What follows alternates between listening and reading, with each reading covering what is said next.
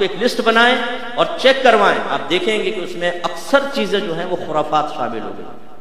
میرے آقا صلی اللہ علیہ وسلم کے دور میں ماہ سفر کو منحوس سمجھا جاتا تھا، یہ کفار کا عقیدہ تھا، کفار کا نظریہ تھا، ان کے خیالات۔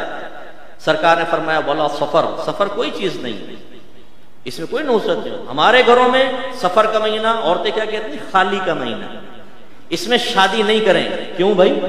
نحوستیں نازل ہوتی ہیں، شادی کریں گے بے برکتی ہوگی۔ اتنا ان کے سمجھ میں نہیں آتا کہ سفر کے منحوس مہینے میں تو آپ نے شادی نہیں کی، تو اس کا مطلب ہے 11 مہینے تو بابرکت تھے نا۔ ان 11 مہینوں میں جو شادیاں ہو رہی ہیں ان کی کون سی برکات ظاہر ہو رہی ہے؟ یہ بتائیے، کس نحوست سے بچنا چاہتے ہیں؟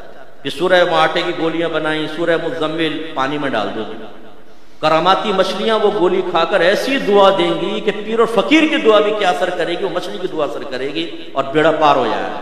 کہاں سے ثابت ہے بھائی جان یہ چیز؟ لگے پڑے ہیں، بس لگے پڑے ہیں، سننے کے لیے تیار نہیں۔ تو اس لیے خدا را اپنے عقیدے کو خالص کریں، اپنے معمولات کو خالص کریں، خراب قسم کے نظریات نکال دیں اپنے گھر سے۔ اور یہ کیسے ہوگا؟ جب آپ سیکھیں گے۔